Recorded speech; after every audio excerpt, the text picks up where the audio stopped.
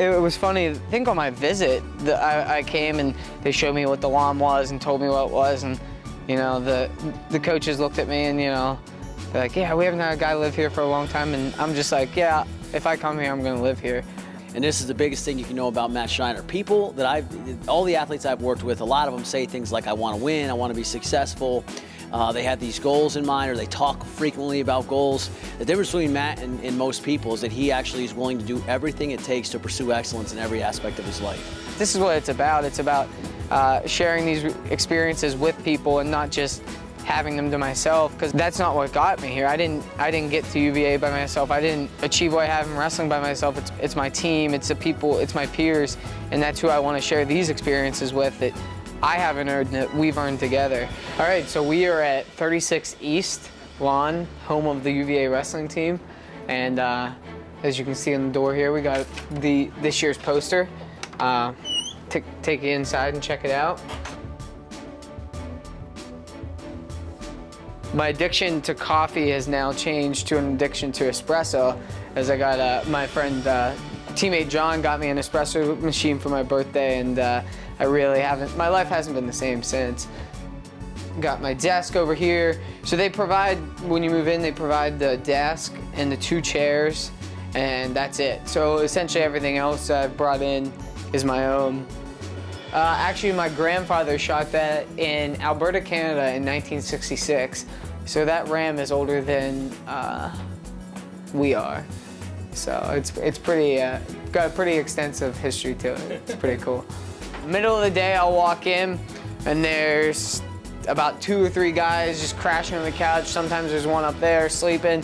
And this is like, especially during the season, it's like, we have so many practices, we're exhausted. It's our break room, you know, we just either sleep or something like that. It's just cool to get like different groups of guys, like small groups, and just hang out and really be able to come closer as a team and bond in the traditions of UVA. I was born with a rare immunodeficiency called Wiskott-Aldrich syndrome. It's like a hereditary disease. My mom's brother died from it when he was 3.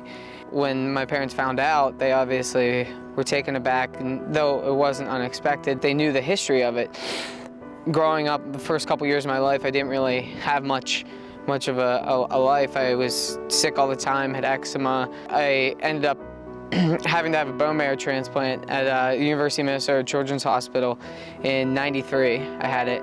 At the time, they had made a lot of progress since my mom's brother died from it, but still it wasn't a very likely shot. The doctors told my parents after the fact that they thought I had a 5% chance of survival. Here I am today. You can't put a value on fight and heart, and that's what Snyder has, because from the early part of his life, he had to fight cancer. He had to fight it. He had to fight to survive, to live, to breathe. The whole process growing up, the only thing I could ever relate to was being sick when I was young, so all I ever wanted to do was, you know, I knew I was very lucky and very blessed to be where I was at that age, at a young age, after my transplant. Well, I knew I just wanted to be a doctor because that was the only way I could give back to the field that saved my life.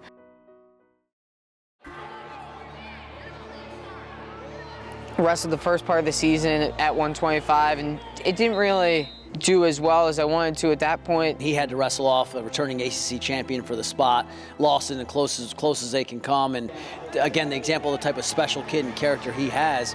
Literally a minute after the wrestle off, he took his minute, put his head down, said, "Coach, where do you want me? You bumping me up? What can I do to help Ross?" I mean, that's the type of kid he is. I did it without thinking, though, and because I knew the team needed it. And at first, it seemed like there was no point, no reason for that to happen. But now I realize that if that wouldn't have happened, I probably wouldn't even be the wrestler that I am today. So I'm very thankful and grateful for that. He handled it above and beyond what I could ever possibly ask of an athlete, and I was blown away by it. And that's just, again, another example of what type of kid he is. And sure enough, he bumps up, gets adjusted to the weight class, which in our sport isn't easy to do, and because of his second place finish at ACCs, we helped us win the tournament. It was just so cool that year because being able to do that and bump up to 33 put me in the starting lineup for ACCs, and that was the year we won the ACC title as a team. We knew how much it would mean to Coach Garland to win this ACC title, so just being given the opportunity to step up and wrestle 133 and do well that year and make it to the finals of ACCs that year and score points for the team there was so awesome, because it's hands down the best wrestling moment of my life. Seeing, after we won, seeing the look on Coach Garland's face, knowing that's an experience that can never be taken away.